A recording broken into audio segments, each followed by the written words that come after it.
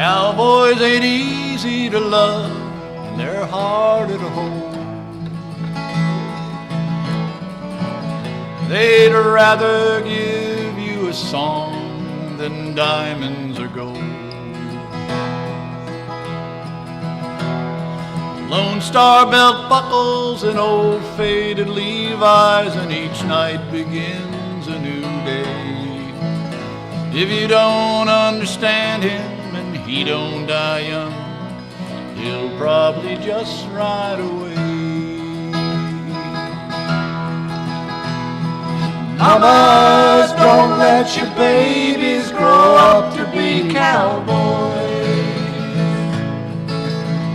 Don't let them pick guitars or drive them old trucks.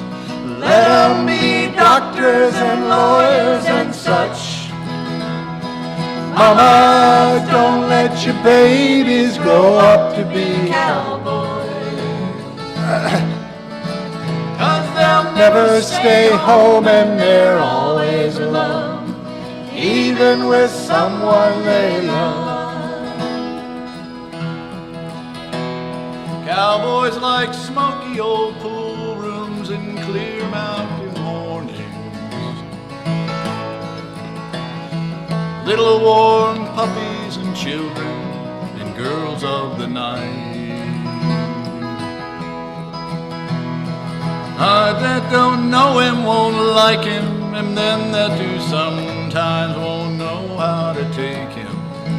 He ain't wrong, he's just different, but his pride won't let him do things to make you think he's right.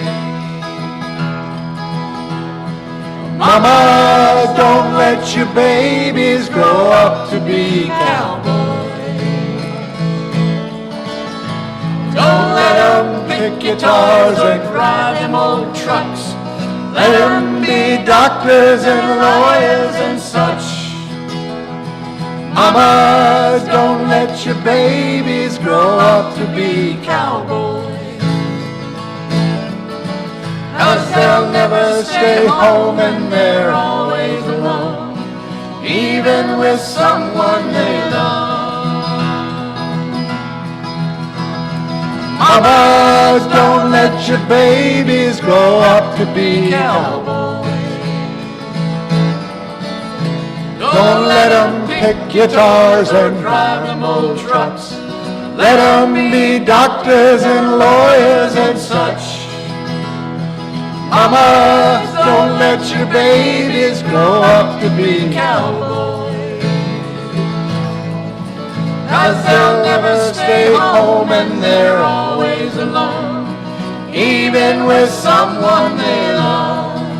'Cause they'll never stay home, they're always alone, even with someone they love.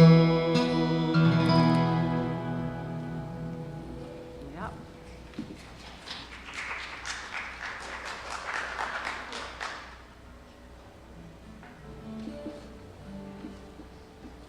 Okay.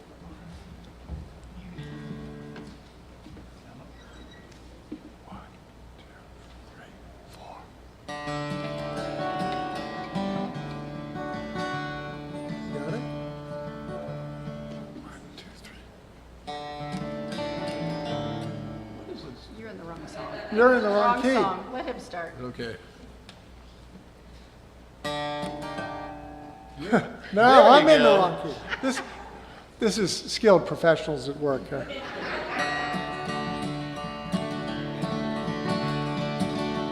First thing I remember knowing was that lonesome whistle blowing. Youngins dream of growing up to ride on a freight train leaving town, not knowing where I'm bound. No one to change my mind, but Mama tried. One and only rebel child from a family meek and mild, Mama seemed to know what lay in store. All my Sunday learning, towards the bad I kept on turning. Mama couldn't hold me anymore. And I spent 21 in prison, doing life without parole. No one could steer me right, but Mama tried. Mama tried. Mama tried to raise me better, but her pleading I denied. That leaves only me to blame, 'cause Mama tried. Dear old Daddy, rest his soul, left my mom a heavy load. Tried so very hard to fill his shoes, working hours without rest, wanted me to have the best. Tried to raise me right, but I refused. And I spent 21 in prison, doing life without parole. No one could steer me right, but Mama tried. Mama tried. Mama tried to raise me better, but her pleading I denied. That leaves only me to blame, 'cause Mama tried. That leaves only me to blame, 'cause Mama tried.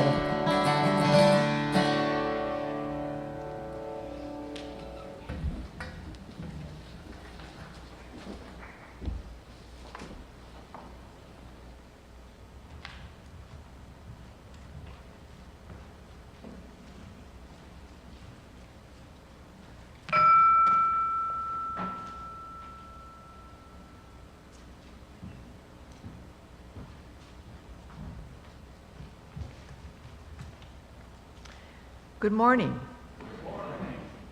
Welcome to the Community Church of Chapel Hill, Unitarian Universalist. I'm Kathy Putnam, a member of the Worship Associates Ministry. I especially want to welcome any visitors or newcomers to our church and call your attention to the special note for you on the back side of the order of service. Welcome guests and visitors. I also want to welcome those of you attending online. The hymn lyrics and all the service elements may be found on the live stream screen. The complete order of service is available on the link in the Sunday morning email and on the church website. Whoever you are, whomever you love, however you arrived at this beloved place, you are welcome here. Please join us after church for the Sunday social. The Sunday online social, hosted by Rachel Rose, will be held at 1 p.m. The Zoom link is in the weekly announcements and on the church and in the Sunday morning email. Now please turn off all cell phones or silence them to maintain a worshipful experience. You all will notice that our walls are covered by beautiful art, and the artist is with us today. Susan Brubaker Knapp is the artist for the beautiful fiber art you see on these walls for May and June. She's a fiber artist, author, photographer, teacher, and host of Quilting Arts TV, which airs on many public TV stations across the U.S. She creates art to celebrate and document the deep mysteries of the world that are to be experienced only by close inspection of the miraculous details. She has titled this show For the Beauty of the Earth, which references one of her favorite hymns. It reminds us to be thankful for the astounding beauty and wonder that lies all around us. She says that her artwork is her hymn of grateful praise to nature. Susan will be here today in the sanctuary after the second service, and everyone is invited to a reception for the artist next Sunday, May 21st from 2 to 4. We appreciate you not touching the quilts as you look closely at the pieces. And Susan, you want to stand so people can see you? Thank you. Now, Rick Szymanski, our liaison to Interfaith Council for Social Services, will tell us about today's Share the Plate.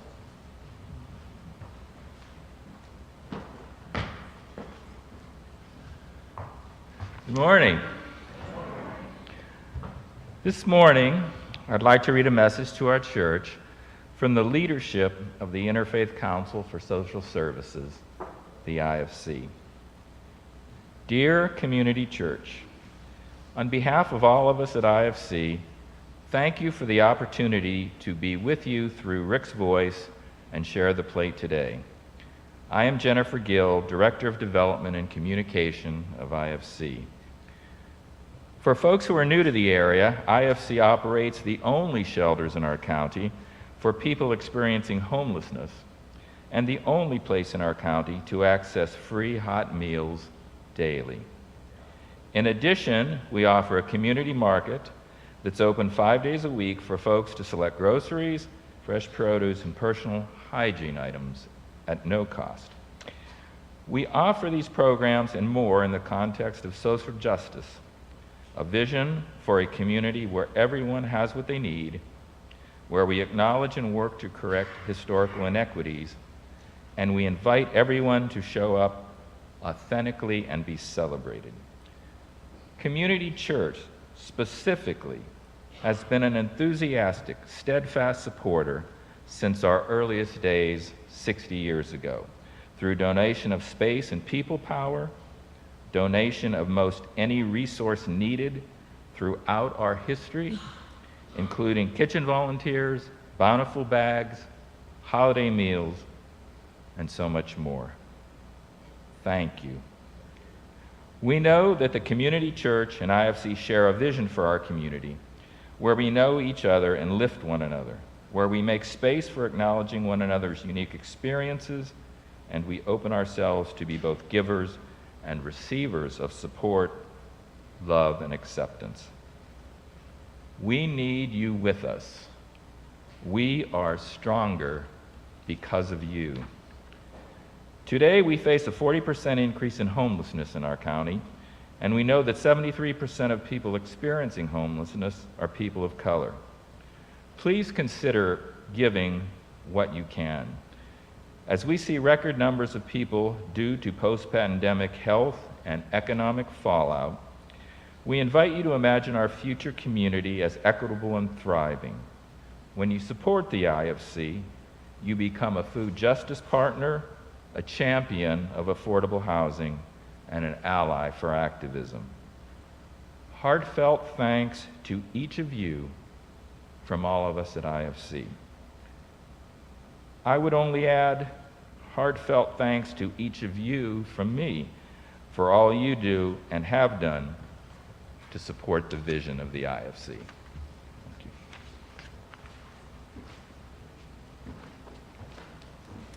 Thank you, Rick. Please stand in body or spirit for our opening hymn, number 21, in the gray hymnal, For the Beauty of the Earth.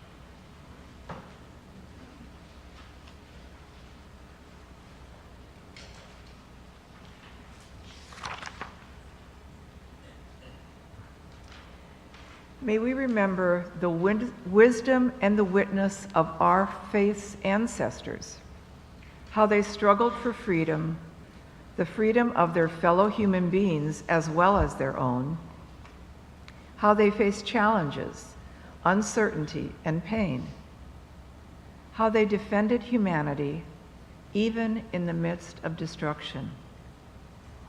May we continue to struggle for freedom, the freedom of our fellow human beings as well as our own.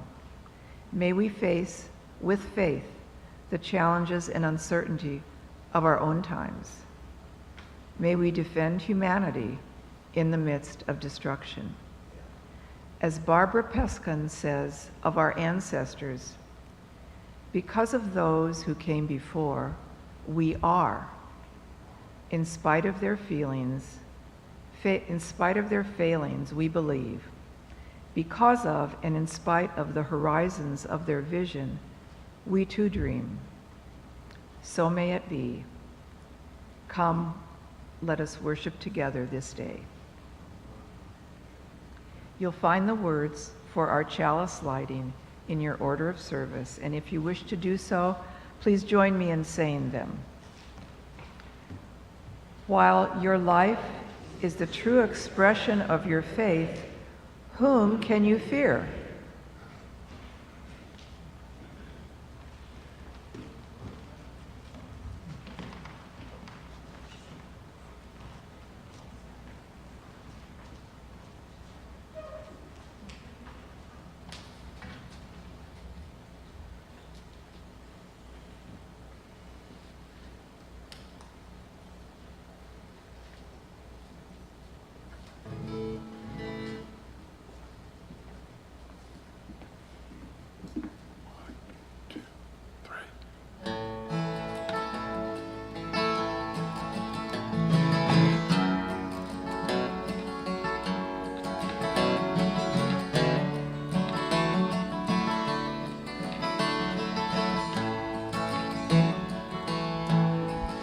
Oh, there's a light that glows by the front door. Don't forget the keys under the mat. When childhood stars shine, always stay humble and kind. Go to church 'cause your mama says to. Visit Grandpa every chance that you can. It won't be wasted time. Always stay humble and kind. Hold the door, say please, say thank you. Don't steal, don't cheat, and don't lie. I know you've got mountains to climb, but always stay humble and kind. When the dreams you're dreaming come to you, when the work you put in is realized, let yourself feel the pride, but always stay humble and kind. Don't expect a free ride from no one. Don't hold a grudge or a chip, and here's why. Bitterness keeps you from flying. Always stay humble and kind. Know the difference between sleeping with someone and sleeping with someone you love. I love you ain't no pickup line, so always stay humble and kind. Hold the door, say please, say thank you. Don't steal, don't cheat, and don't lie. I know you've got mountains to climb, but always stay humble and kind. When the dreams you're dreaming come to you, when the work you put in is realized, let yourself feel the pride, but always stay humble and kind.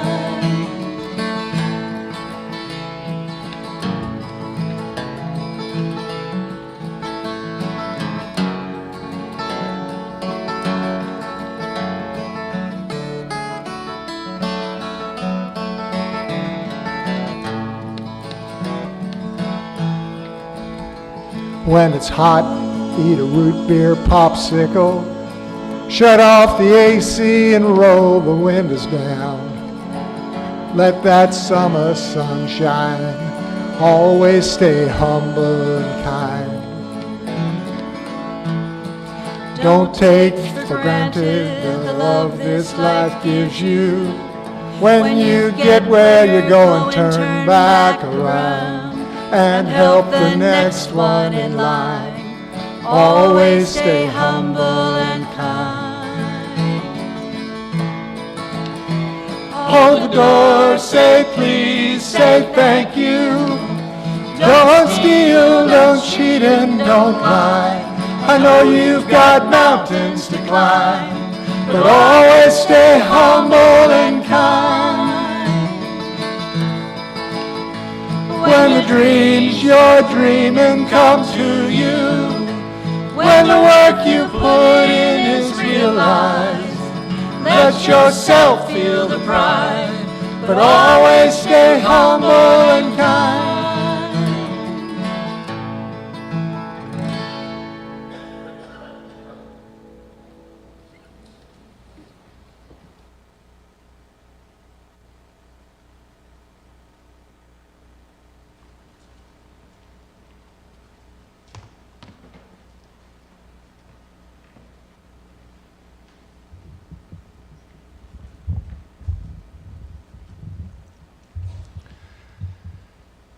So each week we hold a time in our service for acknowledging the joys and the sorrows that we bring with us into this faith community.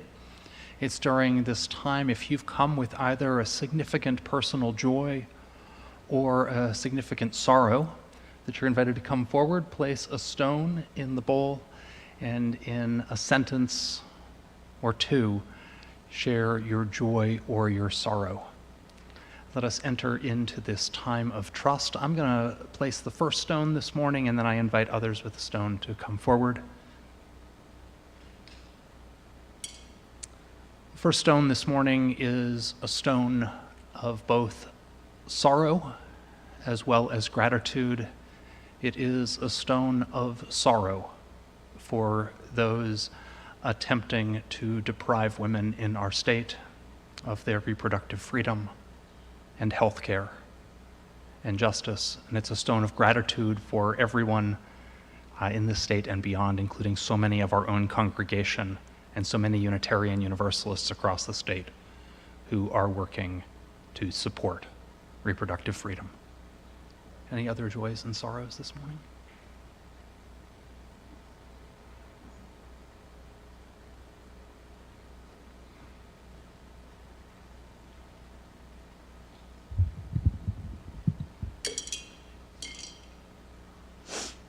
I dropped 2 stones. The first stone is a stone of sorrow for my mom. Her biological mother passed on about 2 weeks ago, but they were estranged for most of their life, so it was the final ending of someone she hadn't had a relationship with, and I think she has a lot of feelings about it today. The second stone is a stone of joy, because on the way here today, we were on the highway, and I saw a turtle in the middle of a highway. And I always try to save turtles, and usually when you go out there, they've already been hit, and I end up taking them to a turtle rescue place to get them put to sleep. But this turtle had not been hit, and I was able to happily move it out of the road into the ditch it was heading to lay its eggs. So, okay.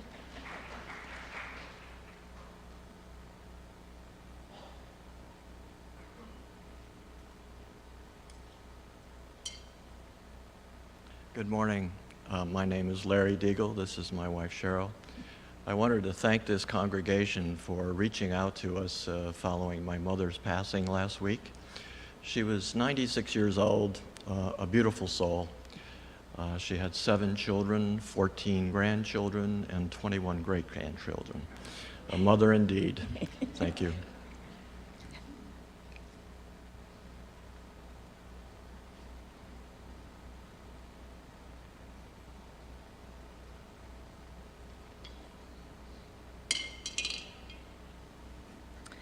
Hi, my name's Miranda, and my kid was one of the kids up here last week sharing about their coming of age, and it just brought me so much joy to see what they all had to say, but of course, especially biased to reflect on what my son had to say. And I'm just so joyful that he's got the space to consider what he cares about and what he believes in. And it's just caused me to reflect a lot this week about the last 15 years. He's coming up on his 15th birthday in a few weeks, and it's been a wild ride, and I'm just so joyful for who he's growing into.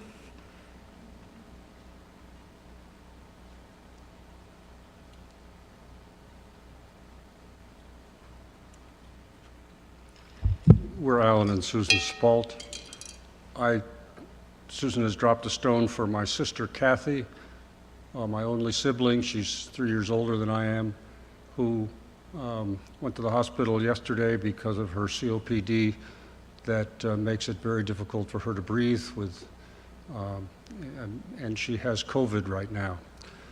Both she and her husband had COVID and were treated. He's free, she's not. We don't need any more ambulance rides to the hospital. Thanks. And the second stone is for all the magnificent mothers in the world who have extraordinary challenges with their children, not the least of which is our societal belief that everything that happens to a child that is bad is the mother's fault. So for those of you in that situation, please remember that you are not alone, even here, and there is hope. Thank you.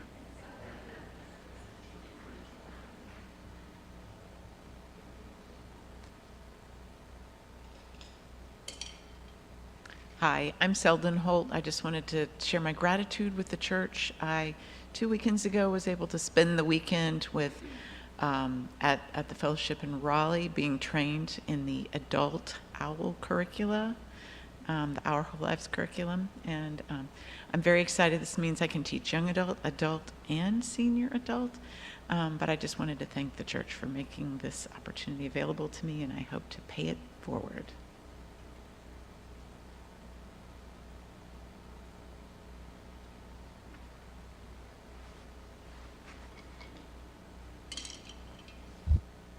My name is Eric Leith. I have 3 siblings, and this is a stone of joy, by the way, just so you don't anticipate mass calamity here. I have 3 siblings, 2 older and 1 younger than I, and it's really a special joy this coming week to be able to get together with them, because while we have over our lifetimes been living in on different continents, different parts of this continent, and occasionally gotten together for various reasons, like our parents dying and such like that. We've never actually, the 4 of us, with our significant others, taken a vacation together, and we're going to do that this coming, not this coming week, but the week after at the Outer Banks. So I have a special joy for that.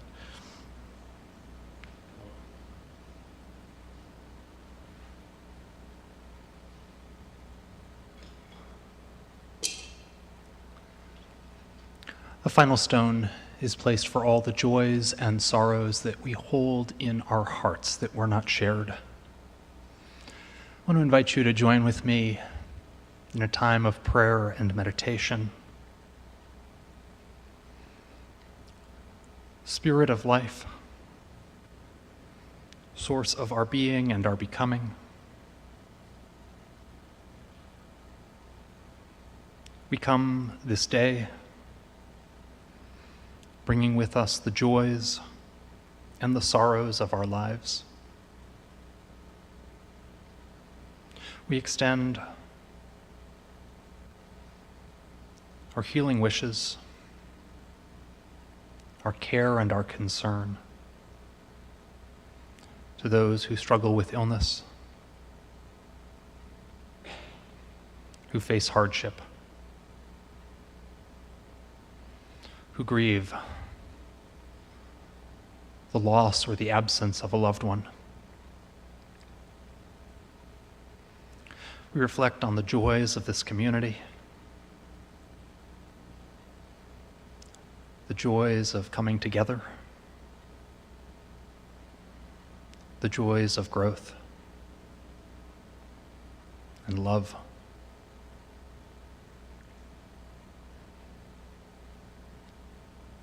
On this day, we pray with loving hearts, with all who rejoice this day, in gratitude. And we hold in our hearts all those who experience pain through disappointment, loss, or estrangement. We pray as well those dappled prayers of mixed feelings, uncertainty.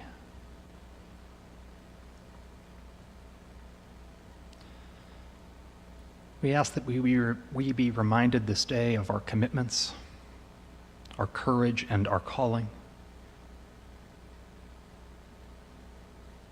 May we respond to our lives and to this world with commitment, with service, and with the courage to live out our values. In the midst of these prayers, as well as the silent prayers of our own hearts, let us hold a few moments of silence together. I invite you to be still with me.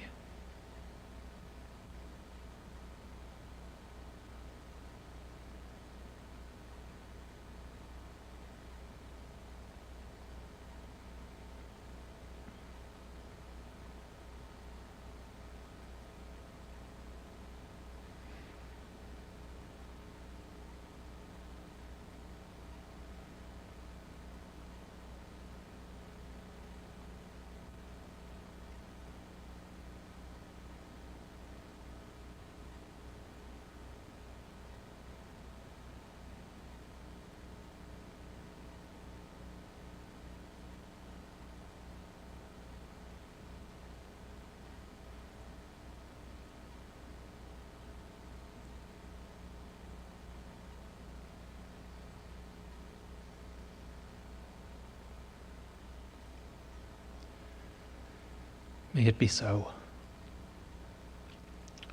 Today's sermon is about the life of Julia Ward Howe, and one of the ways in which Julia Ward Howe is remembered is as a peace advocate and activist. And so that's why I selected the sung meditation that we're going to sing this morning, which is a hymn about having the courage to make peace. It is number 399, Vine and Fig Tree, and it's a two-part round, but you don't want to follow my instructions on rounds. You want to follow the instructions of those who know music. So Glenn, come take it away.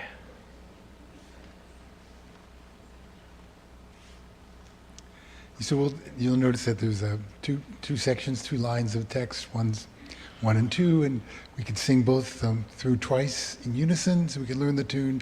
And then the people to my left, over here with Paul and Jane, will start with part 1, and then over here to my right, we'll start after that, and we'll just sing it through a few times. So first we'll sing both parts in unison.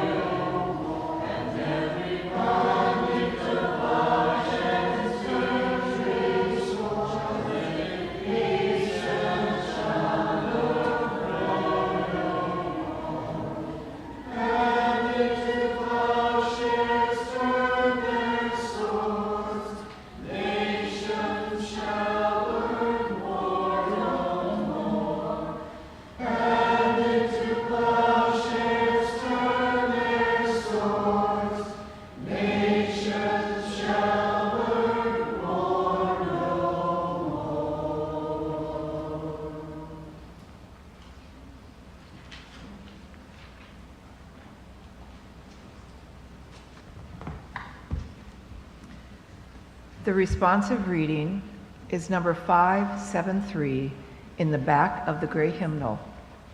The congregation will read the words in italics. I'll read all the words so the people listening at home can hear the entire reading. This Mother's Day proclamation, written long ago by Julia Ward Howe, echoes the feelings and beliefs of many people today. Arise then, women of this day.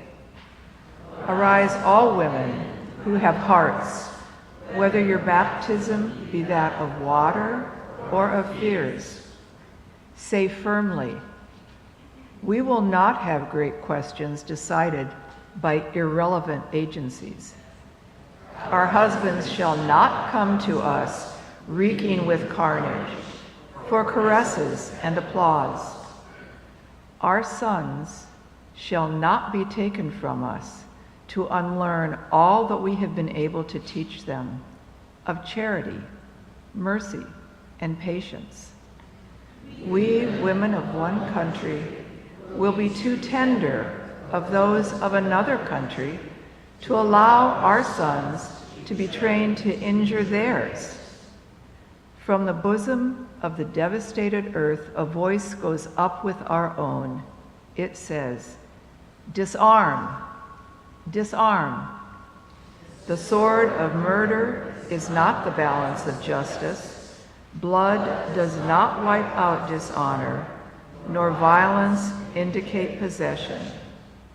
As men have often forsaken the plow and the anvil at the summons of war, let women now leave all that may be left of home for a great and earnest day of counsel. Let them meet first as women to bewail and commemorate the dead.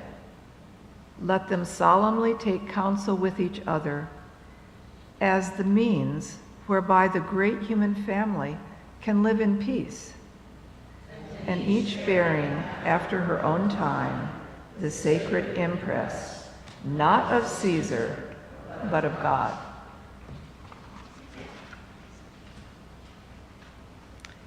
Now there will be an offering to sustain and strengthen this place, which is sacred to so many of us, a community of memory and of hope, for we are now the keepers of the dream. Today, our generosity extends beyond our walls as we give to our Share the Plate, the Interfaith Council for Social Services. If you're writing a check, make it out to the church and write STP or IFC in the memo line. If you wish to donate online, there's a QR code inside the order of service and information on the church's website. We will now receive the morning offering. Thinking about mothers who have lost a child with this song.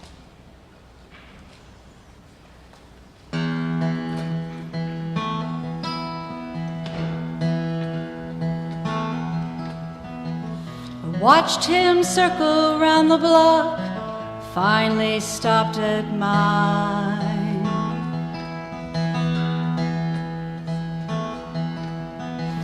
Took a while before he knocked, like all he had was time. Excuse me, ma'am, maybe you can help. The directions weren't so clear. I'm looking for Olivia's aunt. They said I might find her here.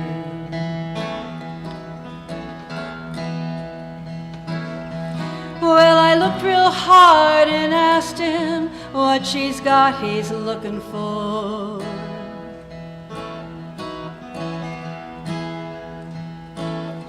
Said there's something I think she'd want to know, and I let him in the door.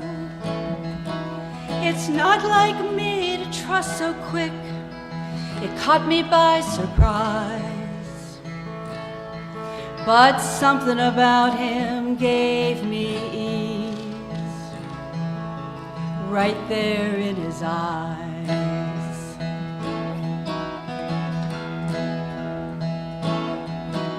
And just like that, your life can change. If I hadn't looked away, my boy might still be with me now. He'd be 25 today. No knife can carve away the stain, no drink can drown regrets. They say Jesus brings you peace and grace, but he ain't found me yet.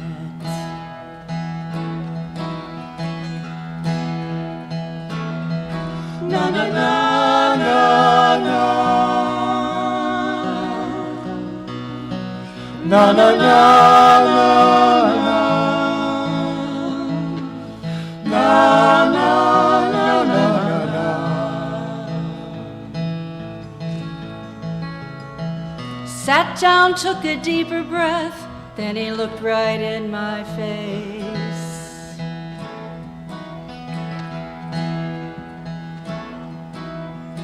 I heard about the son you lost and how you left without a trace. I've spent years just trying to find you so I could finally let you know it was your son's heart that saved me, and a life you gave us both.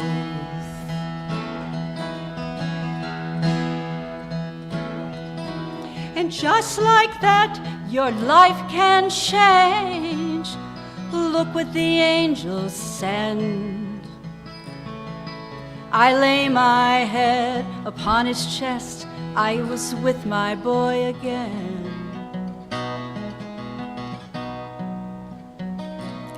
Well, I spent so long in darkness, I never thought the night would end. But somehow grace has found me, and I had to let him in.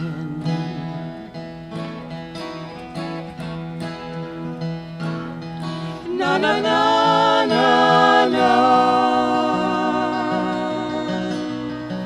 Na na na na na. Na na na na na na. Na na na na na.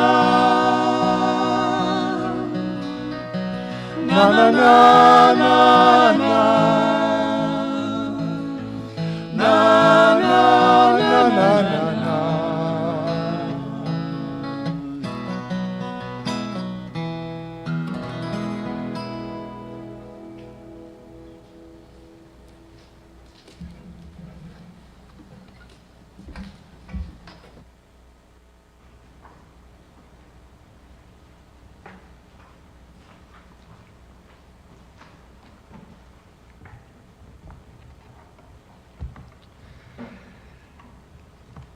So my friend Carl Gregg is a Unitarian Universalist minister up in Maryland, and he was telling me about the Mother's Day tradition at the church where he serves. For Mother's Day each year, he gives a sermon about a founding mother of Unitarian Universalism, a woman who helped to shape both our UU faith and the wider world. And it was in learning about this tradition that gave me the idea of devoting a sermon to telling the story of the life of Julia Ward Howe. But we're going to do more this morning than just look backwards and tell the life story of a historical figure. We're going to consider the lessons that her life story has to teach us today in the circumstances in which we find ourselves. I hope that you find Julia's life story as interesting as it is. Julia Ward was born in 1819 in New York City. Her mother died when she was just 5, and she was raised by her father. Her father was a wealthy banker and a strict, theologically conservative Calvinist who also provided Julia with the finest education that money could buy. She was raised learning how to speak French, Italian, and German. She could also read Greek and Latin with ease, and she studied literature, history, and philosophy. While still a teenager, she wrote works of literary criticism that were published in national magazines and journals, although they were published anonymously, so that people were unaware that they were reading the writings of a teenage girl. In addition to her intellect, Julia was vivacious. She was beautiful, a talented singer, and extremely popular among New York's high society. Julia's father died when she was 20, and in her grief, she turned to her religious upbringing, but found that it offered her no consolation. So she undertook a religious search. A family member in Boston sent her a sermon by the famous Unitarian minister William Ellery Channing. She later wrote, "I studied my way out of all the mental agonies which Calvinism can engender, and became a Unitarian." She undertook a trip to Boston, where she met Ralph Waldo Emerson, Margaret Fuller, and a veritable who's who of the Unitarian famous people of the day. And during this trip, she was offered to come out and take a tour of a school for the blind that had just been founded outside of Boston. First in its world kind of educational institution. So she went, and as she got ready for the tour of the school to begin, the school's founder arrived riding a black stallion. It was Samuel Gridley Howe, and it was lust at first sight. Samuel Gridley Howe was an idealist and an adventurer. As a younger man, he had traveled to Greece to fight valiantly for Greek independence. In honor of his service, he was bestowed with the honorary title Chevalier of the Order of Saint Savior. He came back and he proceeded to choose the name of his friends called him Chev or Chevalier. That's how he preferred to be known. You can sort of see what he was like with that. And in Boston, Chev founded a school for the blind. The Unitarians of that time were reformers of society. They believed in the formation of human character, what we today call the inherent worth and dignity of every person. If every human being could grow and flourish and develop, that would mean that the highest calling, our highest calling and society's highest calling, is to invest in, to form, or to reform human institutions that bring about this growth and flourishing. Children have worth and dignity, so the Unitarians of that day committed themselves to developing public education that promoted children to grow into full beings. Blind people and people with disabilities had worth and dignity, and so the Unitarians of their day established institutions and schools meant to include. Prisoners have worth and dignity, so Unitarians of that day threw themselves into the work of prison reform, creating prisons that were places of rehabilitation. Women have worth and dignity, so the Unitarians of that day organized around women's equality and women's rights. And African Americans have worth and dignity, so the Unitarians of that era organized around abolition. Julia Ward married Samuel Gridley Howe, who was nearly 20 years her senior, and it was a rocky marriage. Julia was a vivacious socialite and intellectual powerhouse, and her husband expected that she would help him with the school, serving as the mistress to 2 of the floors. She found herself repressed and depressed. Together, they would go on to have 6 children, and their marriage was rocky. She continued to write essays, plays, and poetry, and her writings frequently dealt with her marital dissatisfactions, which made her a hot seller and made Chev very unhappy. Meanwhile, Chev enjoyed spending the lavish inheritance that Julia had received from her father, which was under law, his right, his own inheritance now on his idealistic ventures, which made her unhappy. They considered divorce, which Samuel thwarted by demanding custody of the children. Julia found an outlet to her frustrations by attending Theodore Parker's Radical Unitarian Church in Boston and throwing herself into the radicalism of Unitarian social movements of the 19th century. At the heart of this radicalism was support for the abolition of slavery, which both Julia and Samuel fully embraced. They became enamored with a radical by the name of John Brown. Before the Civil War began, a few years before the Civil War began, there was a series of border skirmishes in which pro-slavery Missourians attacked Free State Kansans. And John Brown was a highly charismatic man and a fervent abolitionist. He launched a brutal and terrifying massacre of pro-slavery settlers who had moved into Kansas territory. And when news of this reached Boston, many Boston Unitarians reacted and thought, John Brown's exactly the one we need. So Samuel Gridley Howe, Julia's husband, was the first and foremost among a secret group of 6 people, 5 of them Unitarians, who offered to fund John Brown's next campaign. They took up a collection and sent him seed funding. And John Brown carried out his plan, which was to assemble a force, raid a military installation in West Virginia, arm themselves, and then lead a slave rebellion that would sweep through the South. He got as far as the raid on Harper's Ferry and was captured. When John Brown's house was searched, the government found letters from Samuel Howe and the other secret funders. Samuel and 2 of his compatriots fled to Canada, and Theodore Parker fled to Italy while waiting for the situation to cool off. At the beginning of the Civil War, both Samuel and Julia joined the Sanitary Commission, the precursor of the American Red Cross, and moved to Washington, D.C. to provide medical care to wounded soldiers. While in D.C., they watched a military parade in which Union soldiers marched singing the song, John Brown's Body. John Brown's body lies a moldering in the grave. And it was remarked that Julia might pen some new lyrics that weren't quite so gruesome.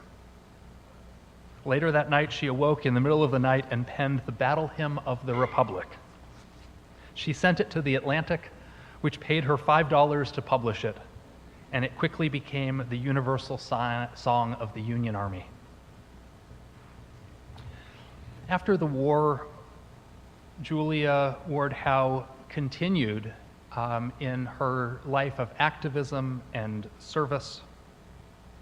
In 1870, as the Franco-Prussian War broke out in Europe, Julia Ward Howe became a pacifist and an anti-war activist. She issued her Mother's Day proclamation, which we read earlier, imagining a world in which women of various nations would arise and run things differently than they're being run. In 1876, her husband Samuel, died, and she lived for an additional 34 years.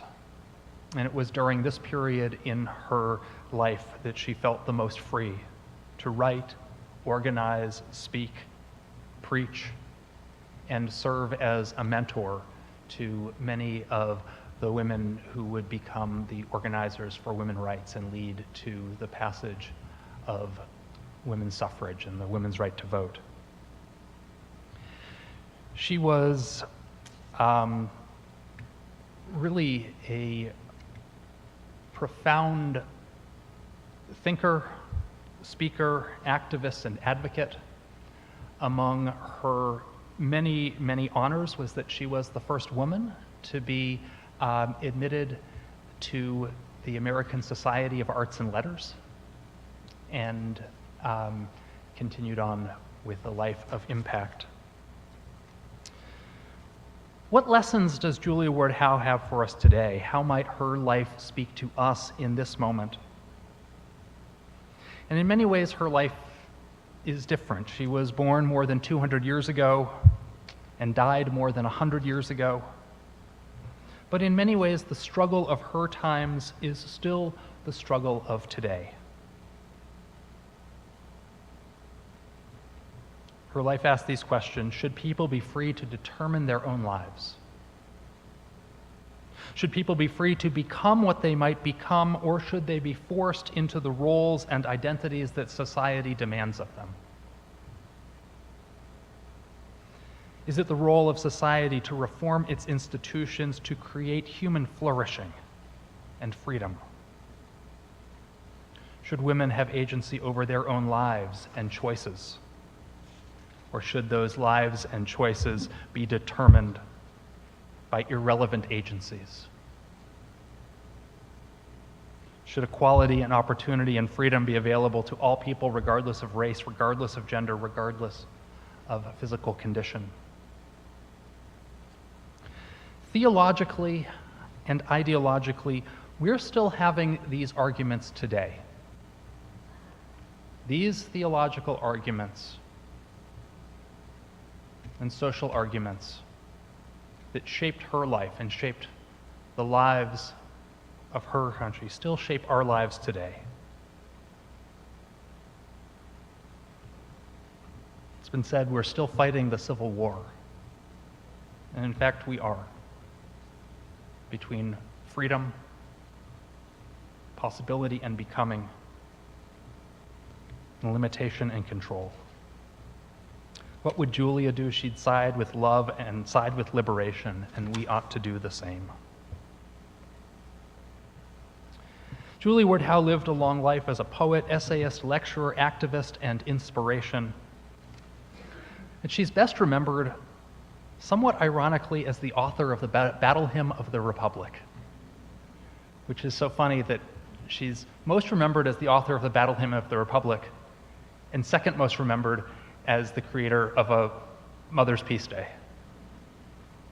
The tune to the Battle Hymn of the Republic was originally sung at Christian revivals and camp meetings during the 1700s. And at the beginning of the Civil War, a Northern battalion rewrote the song as John Brown's Body. And they marched singing, John Brown's body lies a moldering in the grave. A few months later, Julia Ward Howe wrote new lyrics. The Battle Hymn of the Republic, mine eyes hath seen the glory of the coming of the Lord. It's a powerful piece of poetry because in the text she replaces John Brown with Jesus Christ. But otherwise the hymn, while a little bit more poetic, is the same.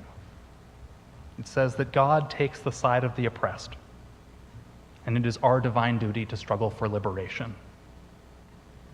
That God takes the side of the oppressed, and it is our divine duty to struggle for liberation. Throughout her life, whenever Julia Ward Howe would lecture, the crowd that came to hear her would honor her by rising after she spoke and singing to her the song that she wrote, the Battle Hymn of the Republic. And so now I'd love for us to honor her in the same way. I wanted to put in a little John Brown's Body so we could get the feeling of that. The words are inside your order of service. And we're going to sing a verse of John Brown's Body and 2 verses of the Battle Hymn of the Republic, and I invite you to rise and, in honor of Julia Ward Howe, sing out.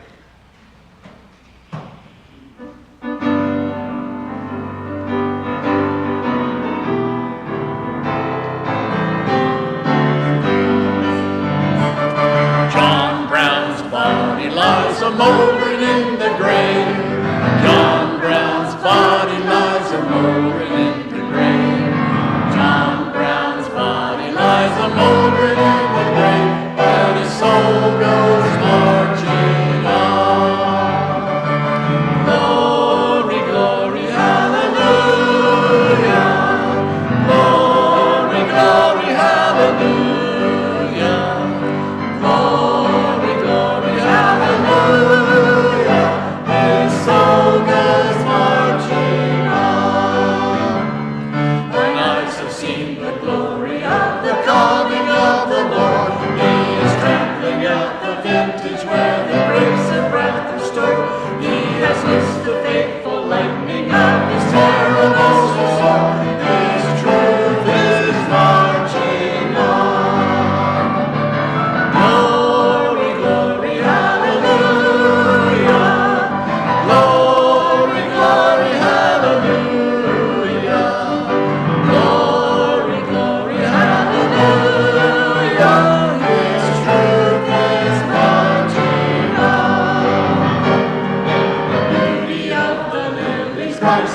born across the sea, with the glory in his bosom that has favored you and me.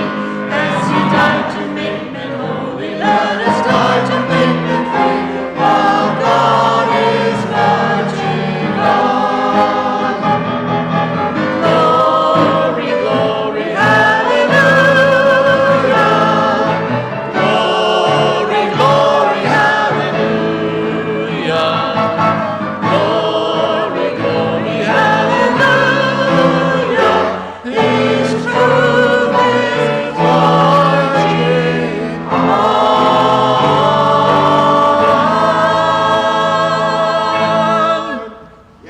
All right. The words for extinguishing the chalice are in your order of service. Please join me in saying them if you wish to do so. We extinguish this flame, but not the light of truth, the warmth of community, or the fire of commitment. These we carry in our hearts until we are together again. Please join me in thanking everyone who made this service possible.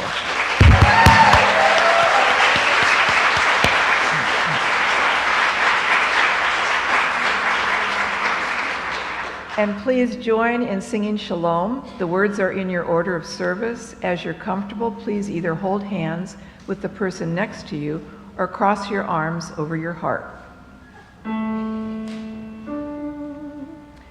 Shalom, my friends. Shalom, my friends. Shalom. Shalom. We'll meet again. We'll meet again. Shalom.